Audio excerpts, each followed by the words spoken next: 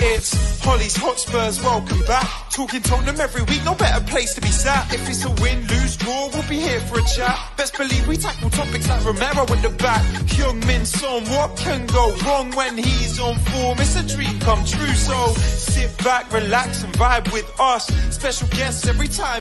Hello and welcome to another episode of Hollie's Hotspurs Live, where tonight I am joined by some fabulous guests to obviously dissect that frustrating game against Villa. But we do have a lot of good things to go over and a lot of not so good things, but we'll definitely get into it. As you can see, sadly, there is no Christina with us tonight. She is stuck in traffic, so I do wish her a very speedy drive home. But nonetheless, I'm still joined by two amazing guests. First of all, Ben, it's amazing to have you on the channel. How are you? Yeah, not bad, thank you. Thanks for having me on. I wish we were chatting after a win yesterday, but unfortunately not. But yeah, good to kind of get on and dissect it nonetheless. No, thank you. Like I say, I think I used to call this the therapy show, but it's not so much therapy at the moment. It's just a lot of processing. But we're also joined by Dan. Dan, it's great to have you on. I know it's super early for you at the moment. I appreciate it. How are you? I'm great, thank you. No, it's awesome. I've never been asked to chat about Spurs at this time in the morning before, so it is amazing. It's 6 a.m. here in Australia for anyone who doesn't know. So quite early, but yeah, feeling good despite the results. Feeling ready to chat. Indeed. No, it is good to obviously dissect everything that goes on in the game, especially a day after, because you can process it a little bit better rather than straight away. But it's great to have you guys on. Before we start, I just wanted to say pay a bit of respect to obviously Terry Venables, who sadly passed away. The news broke yesterday. Proper Spurs legend. So rest in peace, and obviously condolences to all the family. But we're going to dive into the game, obviously where Tottenham lost 2-1 to Villa. And Ben, I'm going to start with you because what was your kind of thoughts before the game? Obviously, we were in a losing position, obviously, after Wolves, coming out of the international break. So what was your thoughts going into this game? It's tricky, really, because I actually felt quietly optimistic because there's been a lot of talk about Villa, and Villa are a really good side, and it was going to be a massive test for us. There's no doubt about that. But I was kind of excited to see how we would almost bounce back from Wolves, and we'd had the international break. We'd kind of had a chance to regroup. And had obviously had a couple of weeks on the training ground with the players that he does have available. And I was kind of obviously nervous because Wolves are Aston Villa are a massive threat. But at the same time, I was almost quite excited to see what he could do. And then being in the ground yesterday, when that lineup came out, as I was kind of as scared as I was excited. But I thought that as soon as that lineup dropped, that kind of just made my respect for everything that Ange has done just go through the roof even more, because that's kind of what you want to see from your manager when you're up against it, when you're kind of getting these accusations thrown at you as being naive, all these things that we heard after the Chelsea game and people questioning his reputation after the Wolves game. But to kind of put out that lineup, go balls to the wall and go, you know what, if we're gonna go out playing football, and that's exactly what we wanted to see. So as soon as that came out, I was really excited, and I think we saw that in the first 20-30 minutes of the game. No, I'm glad you mentioned the lineup because, Dan, I didn't really want to see Dyer and Davies again in the back line. And when I saw Emerson playing centre-back, what was your kind of takes on that? I know Ben's mentioned it a little bit, but what was your takes when you saw the lineup? It was very much like, oh, hello, the type of moment. Like, same sort of thing. I think, I'd been really excited for Ange overall and everything that he's doing. And I feel like if we did have, say, Dyer back in, I'm not someone who hates Dyer. I can appreciate that he's been important for us in various moments throughout his sort of Spurs career, but definitely he's not the centre back that we need right now. So I was actually super excited to see that. It's like, all right, we've got no centre backs. Let's just play all fullbacks. Why not do that? And I think that was, to me, like Ben said, it kind of raised the respect for Ange even more. Given as well that, I'm used to us for the last few years having managers just tell us of how rubbish our squad is, how rubbish our players are. Exactly. And then Ange is like, all right, we're bringing in Gio, we're bringing in Bryan, we're doing this, we're doing that. We're going to play with fullbacks at centre back. Who cares? So very excited, when that came out. No, spot on. And I think for me, like you guys have kind of alluded to, it was, you know what, we've got these players that fit. if they want to prove something to me, now is the time. And I think, like you mentioned, Dan, and I'm going to throw this to you, Ben, it was the fact that we actually saw Gio Celso, because I felt a little bit sorry for him. I think it was when Maddison was first out and he wasn't the first person to replace Maddison. And I thought, he is the kind of, I wouldn't say he's the same level as Maddison, but he is that type of player. So to see him really have his shot in this game, it was definitely a breath of fresh air. Yeah, I thought he was amazing yesterday. I was really, really impressed. And I've talked about this quite a few times now about Lo Celso. And I think he's one of those players that, because of the time that we bought him when there was this kind of cloud over Eriksen, whether he was going to leave. And there was this expectation that Lo Celso would kind of replace him and be like a proper number 10 and always be contributing with goals and assists just like Eriksen did. And I kind of feel like because of that, he's sort of been misprofiled a little bit through his time at Spurs. Like, he's a little bit more of you kind of like traditional number 8, really. Like, yes, he can chip in, he's got an eye for goal, as we obviously saw yesterday, but his game is more about kind of in the middle of the park, winning the ball back and popping it off and kind of linking up the play really nicely, which we saw so much of yesterday. And yeah, I agree with you. Like, I thought against Wolves that we would have seen him. I was quite surprised that we didn't, but I also understood it because maybe he hasn't played a hell of a lot of football for us this season. And when he came off the bench against Wolves, I was quite impressed with what I saw. Again, he got himself stuck in, really kind of like dug in for the team in a bit of a difficult moment and tried to get Tottenham up the pitch, but it just wasn't quite clicking in that game. Whereas yesterday, he was kind of at the heartbeat of everything we did.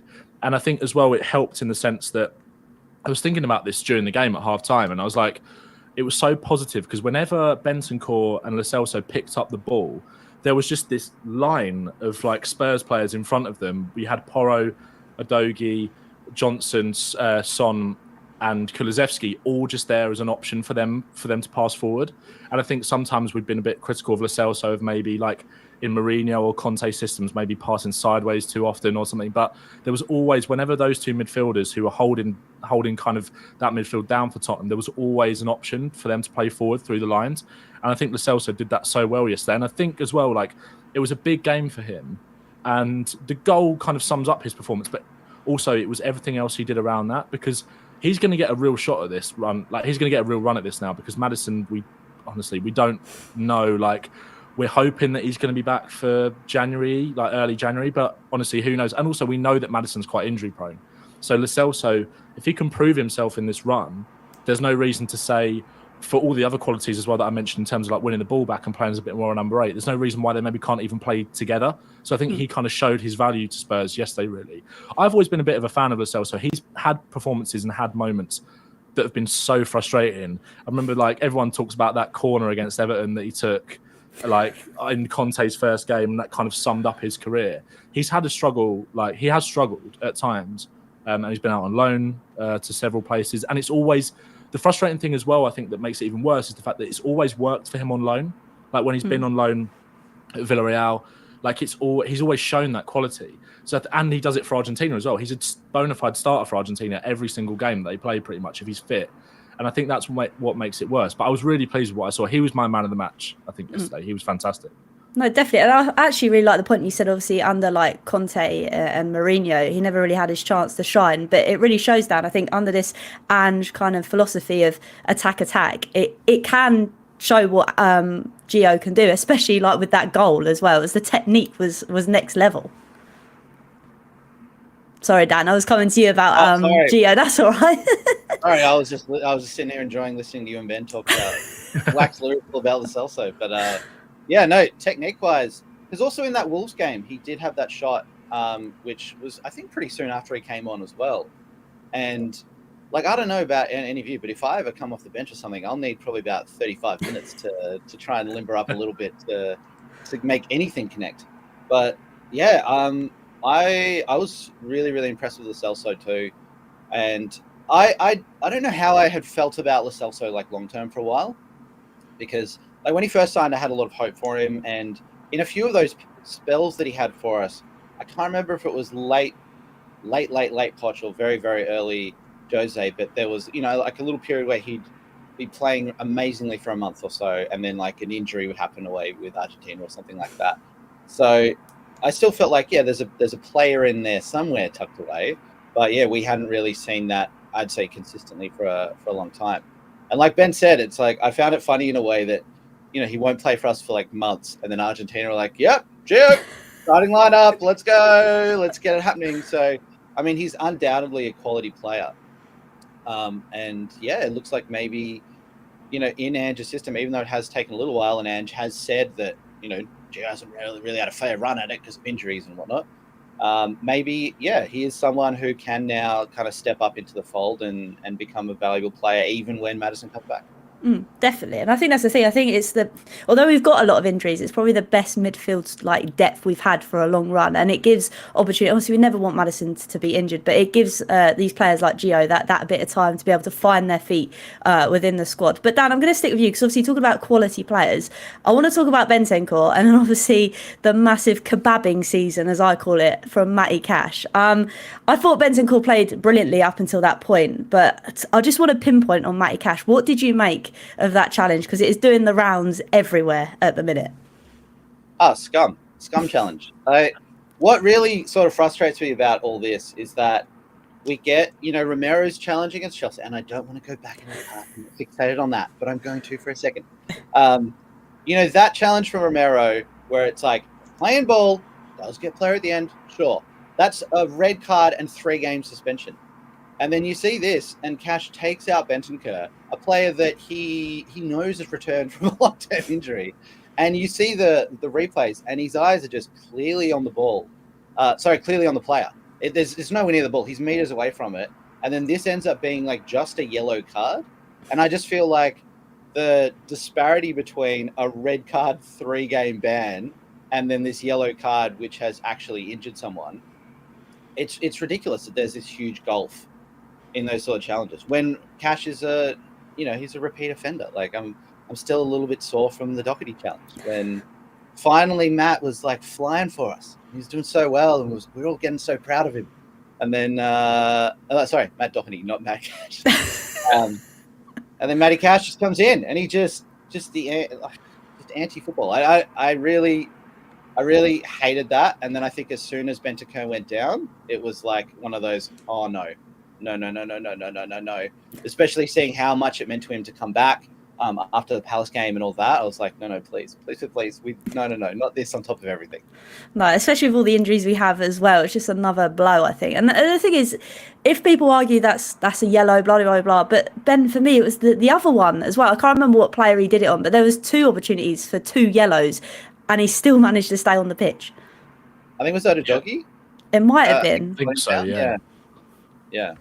Yeah, he was very lucky. Like he was, what really, like Dan said it there, what really frustrates me is that like he's clearly not gone for the ball at all, and like he's got previous with Tottenham as well with Matt Doherty, and it's just like it's one of those challenges that's just like, how is it's not an attempt to win the ball in the slightest. It's just that should be a red, and even if that's not a red, then the follow-up one, I think. I saw there was a thing going around on Twitter today about how apparently VAR from next season are going to be potentially looking at upgrading VAR's responsibility to look at second yellow cards. I think it was like corners, and I can't remember what the other one was, like whether it's gone out for a goal kick or whether it's like a free kick or something. I can't remember what it was, but it's like there's so many times where the referee, we saw it kind of in the Liverpool game where Jota got sent off against us. He had to commit 4 fouls that were just like niggly fouls to get those 2 yellows. Whereas Matty Cash commits that first terrible tackle, which if it's not a red, then if that's your opinion, then that's fair enough. But it's an orange, isn't it? It's kind of it's at least that kind of borderline. And then straight afterwards, knowing that he's on a yellow card, then goes and makes another silly tackle. And it's like there's got to be some sort of it's so frustrating because like you say, we've kind of been the victim of that Romero one. And to me, like I can completely understand why Romero got sent off. Like I don't have any complaints about it, but I just think there's that lack of consistency between challenges where a player can get unlucky. Like look at Curtis Jones, for example. Like against us, he was quite unlucky in the sense that his foot has just slidden over the top of the ball, but that could have really, really hurt Basuma. But that's not what he's trying to do. Whereas with Matty Cash, that's exactly what he's trying to do. He's nowhere near the ball. He's so late. Like it's just so frustrating. The thing is, if it's so inconsistent at the moment with what it's VARing, imagine what it's like when it does all these little bits that it's trying to introduce next season. It's just going to be an absolute mental free for all. But obviously, it wasn't a game that was free of other controversies. Because Dan, I'm going to hit you with another one, and that is the one with the penalty call with Bryan Gil with the elbow in the front. I think it was the front of the head, and then potentially a handball. Again, that is something that VAR's missed. And I don't want to talk about VAR all night, but again, it's that inconsistency, isn't it, Dan? I've just given up to the fact now that all of us were doing VAR podcasts, and occasionally we talk about football. But like, that's it. It feels like saying to people like, hey, do you want to come around and watch the VAR on the weekend? And hopefully the football doesn't get in the way, because VAR is always up to something. And I've got a little quote here. I think Dermot Gallagher was saying at the ref watch thing afterwards. It was like, he said that the VAR was not fully functioning for the first 10 minutes.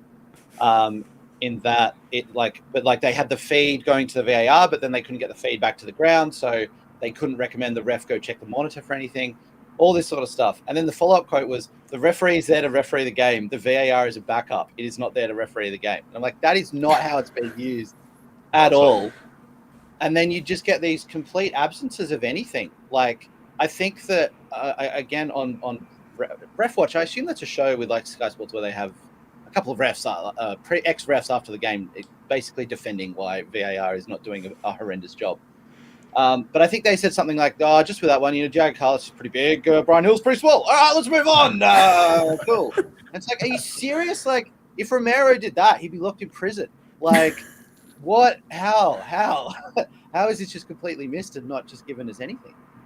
It is crazy. But the thing is, if, say, for example, goal line technology isn't working, they'd prevent the game from starting. They'd delay kickoff. But with VAR, no, it's fine. Just carry on. It honestly, it blows my mind with VAR. But I don't want to talk about VAR for too long, because I do actually want to talk on Bryan Gil's performance, Ben. Because obviously, he to me just reminds me of a little boy with what's it called, One Direction hairstyle for me. But what did you make of him coming and starting that game for us? I was, again, like going back to what we said at the start, like when that team came out, I was really excited to see him start. I've kind of been a fan of Bryan Gil since we brought him in. I think we've seen flashes here and there, but he's not quite had that level of consistency to maintain a place in the team. And also you could question, maybe, is he physically capable to play in the Premier League, all those kind of things. But I think what I really liked about that yesterday was the fact that it was almost like a bit of a throwback, in the sense that you had Bryan Gil, a left-footed winger on one side, on his actual natural side, and then Brennan Johnson on the other as well. It kind of reminded me a little bit of like being at White Hart Lane and having Lennon on the right, and obviously not quite Gareth Bale on the left, but like someone who was just really excited and really buzzy, wanted to get involved. I think I think Bryan Gil's performance definitely split opinion yesterday, reading through Twitter and all these other like everyone else speaking. But I thought it was good. I enjoyed it. To be honest, I think he's really bright, gets around the pitch, wants to make things happen, but he's just not quite got that confidence at the moment, maybe in front of goal, to either make... Sometimes he just didn't quite make the right pass or didn't quite just pick the right option, but it's not for the want of trying. Like, I'd much rather see someone like him come into the team and really give it a go and want to make things happen. And I think the fact that he stayed quite tight to the touchline really helped Tottenham maintain that width and allow Porro and Udogie to have that space inside as well. So I think he played a really valuable part. I think it was kind of a problem maybe for him and Johnson in the second half. I think they both just looked knackered. Like, I noticed it more with Johnson, to be fair, because with Bryan Gil, he's almost like a little Duracell bunny. Like, you kind of wind him up and he goes, and then it's almost like he just runs out of steam a little bit. And we saw that with Johnson as well, because he was getting in all the time down that right hand side, and he's got such an explosive, like, electric burst of pace. But when Johnson was moved over to the other side, and he wasn't maybe on... I know he's obviously played predominantly on the left for us, so you could say it's his natural side since playing for Tottenham. But where he's got to maybe slow the game down a little bit more and try and come inside rather than just run at the fullback like he was doing in the first half, I think you saw him... He just kind of slowed down a little bit and looked really tired, and I think both of them did. But I was really I was impressed with Bryan Gil. I thought he's one of those players where he always just leaves you, and it might be to his detriment a little bit, and it kind of comes back to maybe that inconsistency and the fact that sometimes his decision making isn't the best, but he kind of always leaves you wanting that little bit more. Like, sometimes you can be frustrated with his performance, but you want to see him play the next game. It's not like a winger that comes, or like any player that comes in and has like an okay game, but if whoever is available to then replace him, say we had Richarlison back, for example, who could get in on the left-hand side, I don't think we should be banging down the door for Bryan Gil to be out of the team. I think I kind of want to see more from him, if you get what I mean. No, definitely. And I think that's the thing. I think we were all excited, like you say, to see him play. And the thing is, he isn't scared to take on a man. Dan, it just felt yesterday that every time we were in front of goal, it was always that split decision that it just wasn't made right, whether that's from Hill, whether that was from Johnson. It was always like we wanted to cut the ball across and someone to tap it in, but there's never really anybody there, was there? Yeah. And it was a bit like that. I saw a clip after the game which said something like, look at the chances we had, especially in the first 20 minutes. And I'd forgotten a lot of them. It was like just a blitz of things happening. And to me, it sort of struck like overall, like a huge difference between, say, like the Fulham Cup game where we went out and we're like, all right, second street team, let's see how we go. And it was just a complete mess. Like no one really knew how to play together in Ange's system and anything like that yet. Seeing this when we've got so many injuries, so many players out, and seeing like, oh, they actually are picking it up, and like we seem like, I don't know, a year and a half further into the project somehow. And yeah, things were not maybe like fully clicking in a sense, or like the finishing was a little bit off. Like we didn't convert as many chances as we had, but I was still like just really impressed overall to see, again, Bryan Gil's a player that, you know, previous managers have brought him in under duress, like when they've got no other option whatsoever. And then I think it was like in one of the Januaries with Conte, we had Bryan Gil came in and Sarr came in, and they looked quite well in for a couple of games that they played, and then we just never heard of them again. And they just both fired off into the sun, and it's like, all right, okay, I guess we're not going to persist with those. But yeah, I really liked Gil's performance overall, and I thought it was really nice to see someone going one-on-one with defenders and not really being afraid to do that. Like I don't mind Richarlison on the left, and I think that having him as an option there is good, and he gives us something else and something different. But yeah, it was really nice to see like Gil, even if he's not fully confident yet either, there were a few times where he's just like trying to stand up the defender, trying to go both ways, and just give us a little bit of a spark for that. So I feel like if he was playing, you know, a few games, like I can definitely see him getting into the box, getting fouled, winning penalties, stuff like that, and just providing another threat with, especially if Ange is wanting us to like go deep and get those cutbacks in. Definitely. And I think that's the thing. I think he did split opinion, like Ben said earlier, but I think it's just the potential that's there. I think because we started so well at the start of the season, our expectation, although it shouldn't have gone up, I think has gone up. And I think although we had a lot of chances yesterday, Ben, we did have a lot of offside chances as well. And we kind of knew that Villa were going to play the high line. So it's so frustrating to see that Sonny was offside so many times yesterday. Oh yeah, it was just I don't think I actually got out of my seat once for any of those offside goals, because you could just tell, like where I was sat, the one where Højbjerg played Son through and he had to run in and finish it was kind of typical Sonny. Like where my seat in the ground, like I was looking right along the line, and you could just see he just held that run just like a half a second. And also, to be fair, I think someone made a good point, and without wanting to be like hypercritical, because I think Højbjerg, I was just going to say about Højbjerg, he's one of those players that kind of takes a lot of flack. But someone said, oh, if that was Bentancur instead of Højbjerg, he'd pass that first time through to Son and Højbjerg wouldn't take the extra touch and Son would have been onside. But it's like, I really don't want to get that too much into it, because yeah, exactly. But I think it was really frustrating. It was like every single time you just presumed as well that it was going to be off. The one that we were really unlucky with, I think, was the one where Porro hit the post and Son was kind of, it was almost just like an instant reaction from Son. I think he probably knew he was offside, but it was like it came back out to him. Might as well just try and, you know. And if that shot goes in from Porro, like it was so close, then we wouldn't be sitting there having this conversation. So it's really frustrating. And it's such, I think as well, like we knew going into the game that Villa's, both sides were going to play a high line. We knew that Villa would definitely do it as well. And I think Ange tried to, I think you could, what was nice was people have talked about Ange needing to adapt and is he naive and all this kind of stuff. But he changed everything for Villa yesterday, because you could tell that he wanted to try and exploit the high line, because I don't think I've seen us in a game so far create that many chances from kind of those narrow sort of through balls through the lines into people running in behind. We haven't really seen a lot of that from Spurs yet. It's all been like nice build-up play, and we've scored some really nice goals, but we haven't really seen us do that, like that kind of like traditional wing play. And I noticed that like when Dan said that kind of like compilation reel that was going around on Twitter early today of the chances that we missed, I forgot about the one from Udogie as well in literally the first couple of minutes of the game, where he was played in and fired over the top.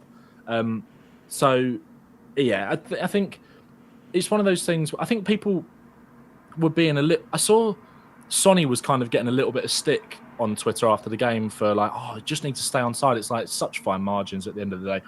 Like I've not seen that one back that I was talking about before where he curled it into the corner. I don't know how close it actually was, because that was one of the ones that actually got checked. I think the rest was like it was maybe being checked in the background, but in the ground, like on the screen, I'm pretty sure that was the only one where they were actually doing a check and it took a little bit of time. So it must have been fairly close. I don't actually know. But yeah, it's just one of those things. It's just fine tuning these kind of elements of Ange, like, and it's just so encouraging that everything else is there. It's just fine tuning these little bits, and it will come with time. Like you can't legislate for that. Like it's not a tactical thing. It's not poor from Tottenham for being caught offside. You have to hand the kind of praise to Villa as well. That was their tactic, and they got it spot on. No, and I think. Oh, sorry, go on, Dan. I was just going to add, I feel like we get caught in the gap of like, if we play a team like a Villa or even like a Wolves or something like that, it's like when we play them, it's like, rubbish, we should be smashing them. How could we be so stupid to not have all these offsides? And they play the offside trap. But then as soon as like anyone else plays them, it's like, oh, tough game against Villa. Arsenal had this weekend. Yeah. They might drop some points there. Villa play high line. They're pretty good.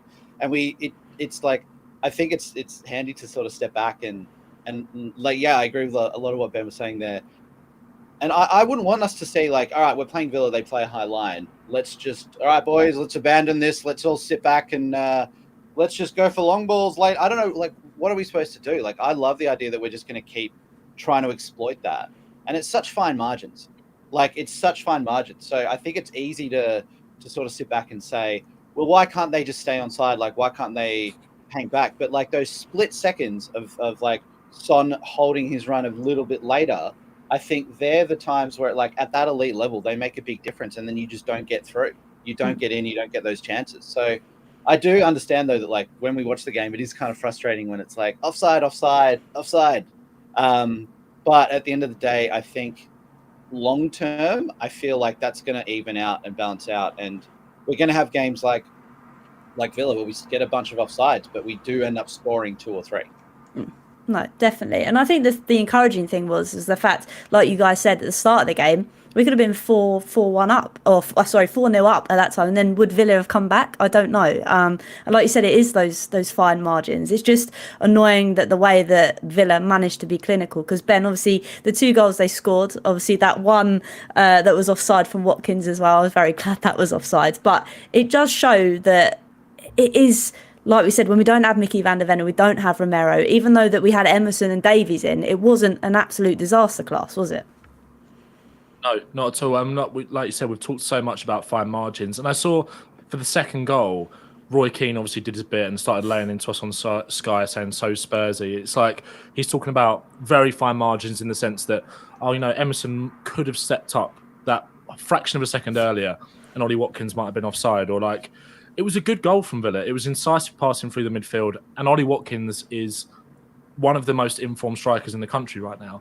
And it was a clinical finish. And sometimes, as frustrating as it is, and obviously you do when you're in kind of that post-mortem stage, like after a defeat, like you do kind of look towards the goals and think.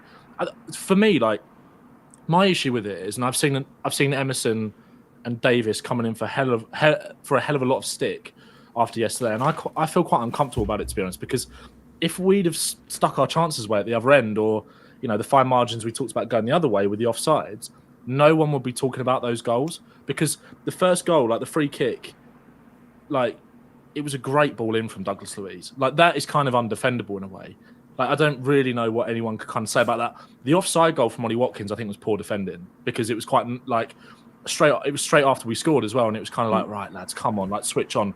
That was really frustrating. But both the goals that actually did count, I didn't really have any issue with at the time, and I think, but like for me, neither of them are centre backs either. And Ange Postecoglou has clearly seen something in both of them. I know, obviously, we are down to the bare bones to an extent. He hasn't really got a choice, but he wouldn't. I don't think he'd do it otherwise. He'd try and find another way. Like, this is a coach that we've seen adapt in many other ways, whether it's kind of having to deal with the injuries going forward or at his other clubs. If he didn't believe that Emerson and Davis couldn't play at centre back, I don't think he would do it. And I thought in a lot of what both of them did yesterday, I thought they were absolutely fine. And like I said, we wouldn't be having this conversation if we'd have won the game 3-2 or 4-2. No, and it's really spot on. And like you said, they aren't conventional centre backs, but Andrew's seen something in him. And Dan, I was coming to you because obviously there's lots of talk about Ange saying, "Oh, why doesn't he play the young boys?" Because obviously we saw Donnelly and Dorrington on the bench. But do you think it's too soon to allow those boys into something like the Premier League, especially in a situation against Villa where we were potentially gonna find the net at some point, but it just didn't happen? Yeah, I think it's too soon, and I am way more comfortable with what Edge is doing, and like trust him to be able to manage that, rather than say us as fans calling for players we've never ever seen before and who are still little boys. Like they're not, And I don't think that we can just assume that they'll make the step up straight away, but I guess also there probably is that desire of us from fans of like we want the next big homegrown player to come through. You see so many other players in the past. I guess like Lennon for us. I think we signed him when he was 16, and it's like, oh yeah, it was a player to get behind and like a young player to get through. I feel like maybe now that Skip's kind of dropped off a little bit. For a while, Skip had had that mantle where we're like, all right, Skippy, this could be good. So I feel like we do desire like these academy players to sort of come through and be pushed into the limelight. But I'm so much more comfortable with us going like, yeah, okay, cool. We've got these fullbacks. We'll put them in. We're way happier to play with them on the ball rather than just looking around and going like, oh, who's the biggest boy we can find? Oh, it's a 16-year-old. And then like that can be so detrimental to them mentally as well. Like they come into a game and it's really this weird thing. Whereas like as fans, we're like, play them, bring them in, come on. But then as soon as we lose or something, we go after players of like, well, that was Emerson's fault. That was Davies' fault. That was this person's fault. That was this person's fault. Like Dyer, Dyer plays really well against Chelsea when he comes in. But then in the Wolves game just gets torn apart by everyone. And I'm not saying that he shouldn't be criticised at times. But yeah, why on earth would we want to throw like young developing players into that kind of situation? I'd be much happier if we're starting to blood them when we do have players back. And I know that sounds like counterproductive in a sense, but when we do have like our full squad, it's like, it's easy for us to go, you know what, maybe we can give Dorrington, maybe we can give Donnelly, maybe we can give them some minutes there rather than putting them in a situation now where it's like, all right, backs against the wall, it's pretty tough. Let's just get the youth team in. And then that would feel to me like Ange is deflecting responsibility onto them. And I would prefer Ange to protect them more in their development. Definitely, and like you said, it is very detrimental if they come in and then us Spurs fans jump on their backs. And I'm sure we wouldn't, but like you said, I mean, Dyer winds me up to the hills. But it is a thing. It is what we do as fans, and it is horrible. But that is just the nature of football. Obviously, talking about one player, and I know that Dan, you mentioned Skippy, and Ben, there was a lot of criticism for Ange to bring on Skip, but then again, it goes back to that argument of who else are you going to bring on when you've got this depleted squad. Yeah, exactly. I completely agree. I thought Skippy did all right when he came on yesterday. And, he's kind of been someone he obviously started the first game of the season, I think, against Brentford, didn't he? Possibly. And then since then, it was Sarr that's kind of taken that mantle in midfield. And I think you got to remember with Skippy as well, like he's had a terrible run of injuries over the last couple of years. He's been so unfortunate with say what you want about Antonio Conte, and obviously it ended really badly at Tottenham, but Conte's worked with a hell of a lot of players, and he really liked Oliver Skipp. There was a reason that when he came in, he kind of carried on. I know you could argue that he maybe didn't have many other options, but he always talked really highly of him. Every manager that we've had has spoken really highly of him. And you, like Dan said, like naturally, because we've been quite a good club at bringing players through the youth system and making them first team players, and say what you want about the likes of Harry Winks, but he had a really decent career at Tottenham before he was moved on. And I think we were all hoping that at the very least Skip would be that. And I think there was still time for him to be that, but he's just not really had the game time this season.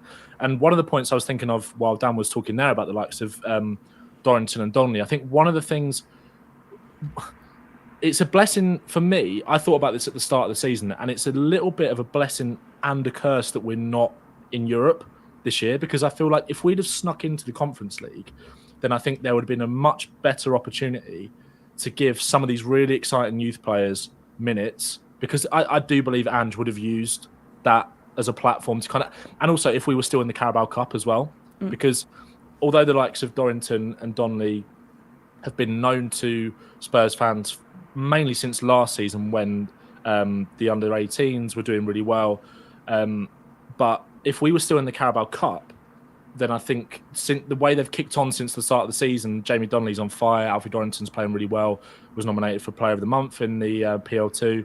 Like, that would present a really good opportunity to do that as well. So also, if we were in Europe, it would give an opportunity to some of these other fringe players, like we were talking about Bryan Gil at the start as well. Like, whenever he comes in, he plays well, but you kind of want to see a little bit more of him. And I think if we were in the Conference League, you'd be able to put a team out that's exciting because it's got a lot of the young players in it. And also it gives someone like Oliver Skip a chance, he's probably chomping at the bit to play, especially with the injuries and suspensions that we've got in midfield. But unfortunately, like you mentioned, Hollie, a while ago, midfield is actually probably our strongest area in terms of depth. Like, realistically, you look at that midfield that we put out on yesterday, and if that was, so it was Celso, Kulusevski and Bentancur that started in midfield yesterday. If we put that midfield three out last season when we were kind of in the trenches, we'd all be quite excited.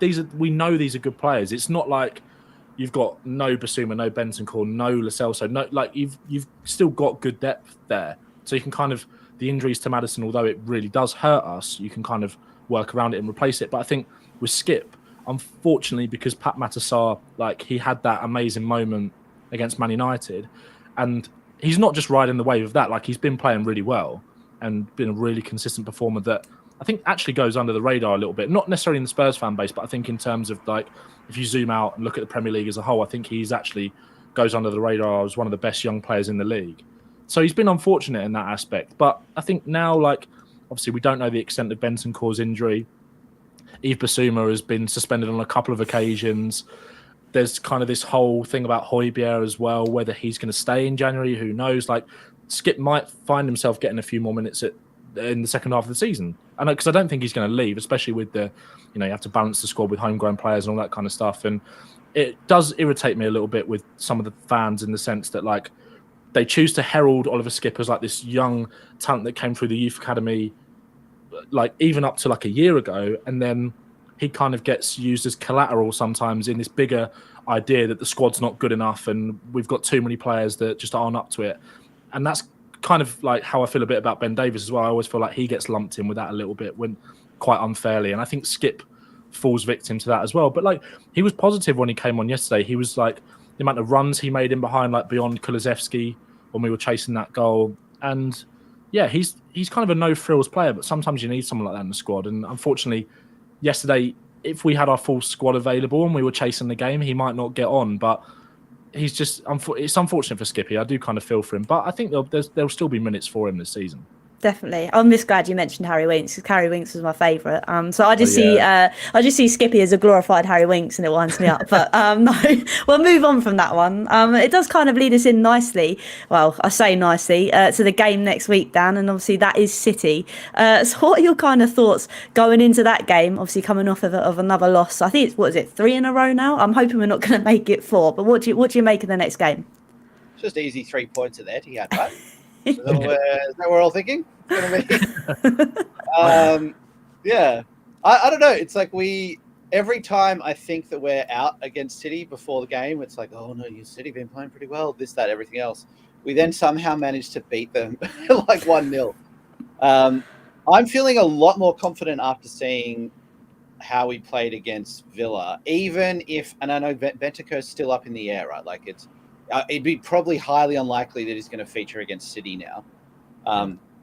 But I don't know. Like, I'm feeling so positive about the whole sort of just Ange experience that I don't really care. And I don't mean that in a bad way, but like, I don't care if we're going into this game missing 10 players. Like, we're missing a full squad of players almost. And I'm just like, excited because it's like, what's the worst that can happen? Like, we'll go there, we'll get smashed up by City. Like, that's what's predicted to happen anyway. But in terms of like the long-term project here, like I'm still so excited about everything that we're doing and everything that we're seeing. So, like the other thing too is that watching in Australia here, the City game I think is a 3:30 kickoff or a 3 a.m. kickoff for us. So, if you stay up and watch these sort of games like we do, luckily the Villa one I think was 1 a.m. A beautiful time. That's an early game. I personally find it's like I can't get that sort of frustrated because then it really like ruins your week if you kick things off like that. So I think like what I'm just really happy about is that even if we are losing games, like we are going out and we're trying to play a brand of football which is really entertaining to watch, especially when you're watching in the middle of the night and you're really tired. Whereas in like, the last couple of seasons, it became such a chore to stay up and watch these games. And it was just like, well, I'm just hoping that we win, but I know I'm not even going to enjoy the experience. Whereas this game yesterday, I don't know why, but I was standing up for the whole first half and I just couldn't sit down. I was like so excited and buzzed in the middle of the night. And I'm like, this is what I love. This is what I've missed so much. So the fact we're going into the City game and we really are in way more of an underdog position than we would be normally. Like, I honestly think that we would beat them if we had full squad and didn't have any of these injuries. Like, no, there's no doubt in my mind about that. I'm just looking forward to see like how we go. Like another great game to see what Hill can do, see what Gio can do. So, yeah, I'm feeling pretty good, which might seem completely diluted. I don't know. No, but it shows that actually we are enjoying our football again. And don't get me wrong, I love winning. But it feels at the moment it's a bit of I don't feel as depressed as what I was last season every time we may lose a game here or there. Whereas we're losing games on the bounce at the minute, but I'm okay about it because I know the process. But Ben, how if we don't have Bentancur, how do we see that midfield kind of lining up? Do you think Ange's going to maybe throw something else in the mix? What do you think is going to happen? Well, obviously we'll have Basuma back. So I personally, I think obviously I'd love Bentancur to be fit, but I just, like Dan says, I think it's highly unlikely. You saw the pain he was in as he hobbled off, like after the game as he was walking down the tunnel.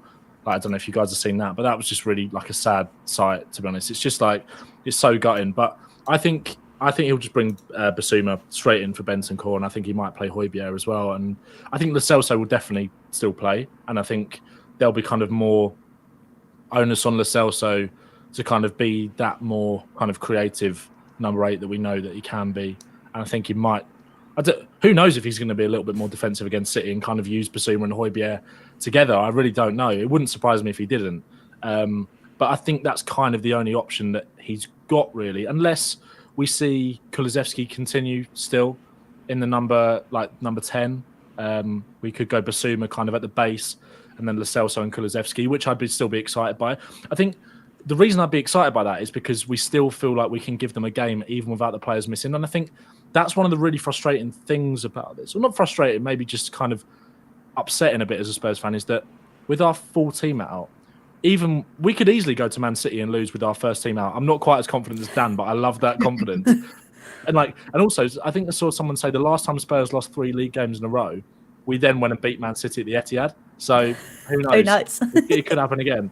But I think it's just frustrating because I really felt like, and I do kind of share Dan's confidence in that aspect, because I do actually feel like we could have given them a really good game with everyone available. I do think we could have gone toe-to-toe with them, and I think it could have been really fine margins. And I think if we go there on Sunday, it's a bit of a free hit, really. The 3 games in a row defeats thing, let rival fans worry about that. Let them use that as kind of a stick to beat us with if it makes them feel better. That's absolutely fine, because it's not going to change the way how me or you or anyone else kind of feels about what Ange is doing at the moment. Because I think as Spurs fans, we've always been quite level-headed, and I think we're quite able to zoom out and see the bigger picture a lot of the times. It's only really in the last couple of years where, like, we knew Conte wasn't going to be here that long, so it's kind of hard. It was always harder to zoom out and see the future and see the bigger picture. Whereas now with Postecoglou, you definitely see that. So the kind of run of results becomes an insignificance to me, to be honest. I just want us to go there, give them a go, and if we end up getting beat, that's fine. Take it in the chin and move on. Because, like Dan said, we learned more about the team yesterday. There was more positives to take away than negatives, and we learned more than we didn't already know. And I think we'll probably find that out, maybe for better or for worse, who knows, against City on Sunday. But I'm still excited to see how we go there. I'm excited to see what lineup he comes out with. I think it could be the same. I think he could just bring Basuma in for Bentancur. I'd love to say. I thought we haven't really talked about Kulusevski. I thought Kulusevski was excellent yesterday. I thought and there's been some quotes today. He did a piece after the game talking about how he felt like the old Kulusevski, like he loved playing in the number 10. Like I think he said he's always kind of seen himself as more of a creative midfielder than a winger. And if that's what's going to happen, I'm all here for it. I've always been a big fan of Kulusevski anyway. I think he's kind of been really underappreciated a lot of the time.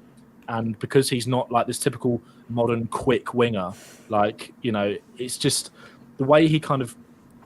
There's a reason why he is always the last of that forward line, even if he does get substituted, to come off, because he's got that engine. He's got that ability to always drag Tottenham up the pitch. And he's just got... I just love him. And if he's going to have this kind of almost little remontada in the number 10 for the next couple of months while Maddison's out, I'm here for it. And I think also his physicality in that midfield battle on Sunday against City with the likes of Rodri in there could actually be really important. So I'd quite like to see him go with the same. I'd quite like to see him just not like Basuma for Bentancur being the only change if Bentancur is still not fit. And you'd imagine Basuma will come back anyway. No, that's a good shout. And like I say, I've always liked Decky, not just because of the gimme gimme chant, but it is like you say, everybody just picks up on the fact that he's not fast. And it's the physicality and, like you said, the engine that comes with him. But I know we've spoken a little bit about the midfield. Dan, I'm going to come to you for the last point. I'm not going to ask you for a score prediction, it's all good. But I'm going to ask you about the defence, because obviously seeing Emerson and Davies, I quite liked it, but up against Haaland, I'm not too sure. But then you're thinking, do we stick Dyer in that mix? I'm not too sure. What do you kind of think? I feel like regardless for any of those options, Haaland is just sitting on his couch, just licking his lips all week. Could be a 3-4 goal game for him. I was so looking forward, let's say a month or so ago before everything happened. I was so looking forward to see, like, oh, we play Haaland and we've got Van der Ven and Romero. Like, oh, all right, hello. That's like a really, really salivating contest to watch. And I think it's nice to have those sort of battles that going into games where it's like, we do have the defenders that could potentially like nullify Haaland in that scenario. But now I feel like, I guess a little bit similar in the sense for the Villa game, when the lineup came out, I did think, you know what, I feel like we're going to be pretty susceptible in the air for this. And I feel like it's going to be the same case here. So I think it's just going to be a thing where like Haaland's probably going to score. He's probably going to score a few. He is an absolute like freak of nature. And I really just don't think whatever happens, we can't really come down on like Emerson or Davies or anyone like that, because the best centre-backs in the world struggle with Haaland. And we're now onto sort of like, I guess, our squad level centre-backs there. So, yeah, like, even though I said I'm still very positive about the experience, like, it might be a case of looking at the game and going like, all right, let's see how long we can stop Haaland for. And kind of like when you're down to like 9 men and you're like, all right, well, how long can we hold on for the game? Like, it might be that sort of scenario of like, how long can we stop Haaland for? Look, 30 minutes in. All right, cool. We're looking pretty good. And just maybe like finding alternate challenges to watch the game. And yeah, hopefully they can hold him off for a little bit. No, it would be nice. Like you say, it's definitely going to be a difficult game. But as we all know, I don't think Andrew's going to change his ways. He's going to play his style of football. And you know what? So be it. And there's lots of people calling for him to change his tactics, but he's not going to change it. And you know what? I think the players are going to be better for it. They're going to learn how to play his style under the most amount of pressure. So I'm here for it. But guys, it's been amazing to dissect, obviously, the Villa game and look forward, but look ahead to the City game. We'll say our goodbyes. I'll go around the table. So Ben, thank you so much for joining me tonight. Where can everybody see you doing your thing? Absolute pleasure. Thanks, Hollie. You can find me on TikTok, rambling about Spurs, all things football, at Ben Talks Football, and on Twitter as well, the same handle. Yeah, it's been great to be on. I'm looking forward to City next week. I think I think we could go there. Well, we could go there and surprise a few people. Let's just say that. We are their bogey team, so it would make sense to do so. But no, we'll look forward to it. And Dan, as well, thank you so much for getting up so early and joining us tonight. So where can everybody find you as well? Pleasure. Thank you for having me. It's been really fun. I haven't been as tired as I thought. I think just like, being able to chat with you about Spurs has given me a whole bunch of energy that might come crashing down in a few hours, but we'll see. But yeah, on the socials, you could look up A Bit Spursy, which is a podcast I do with my co-host Barney, and yeah, it's just at a Bit Spursy and all about there. And yeah, I was going to say I watched a lot of Ben's TikToks as well, so highly recommend. Oh, nice one, Dan. Yeah, those. Yeah. I love it. No, thank you guys. I really do appreciate it. Thank you to everybody as well in the chat. I did see that Alan sent across a raid as well. I still don't know how he does that, but I do really appreciate it. If you are watching, remember to like, share, comment and subscribe, all the good stuff. Hollie's Hotspurs Live will be back next Monday. There won't be a Wednesday show this week, unfortunately, as me and Wes are both off this week. So we won't be able to do a show, but hopefully see you all next week where we can dissect a win, which would be lovely. But until next time, come on you Spurs.